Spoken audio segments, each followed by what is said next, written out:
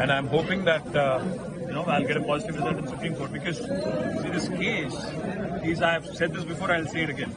This case that has been hoisted in me is basically a frivolous case which has got no substance. There is no charge really, of misappropriation or anything. In fact, if anything, this is abuse of process of law.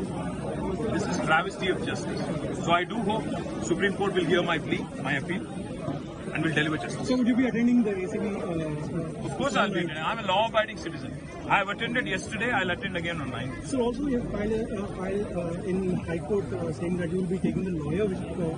See, as per the constitution written by Dr. B.R. Ambedkar, I am entitled to protection legally as a citizen when my rights are being trampled upon. So therefore, I've asked the Anti-Corruption Bureau officers as to what their objection is in taking my lawyers along with me. They could not give me an answer. So therefore, I'm approaching the Court of Law tomorrow. I will make a request in High Court tomorrow saying I want to appear day after on the 9th, and I am entitled to my rights as a citizen.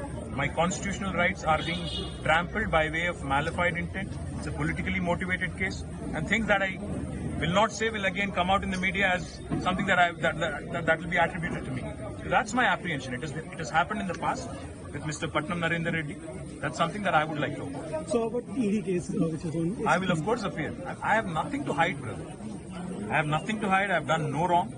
And when it comes to this case or any case, I am a law-abiding citizen. I'll attend every investigative agency which calls me up.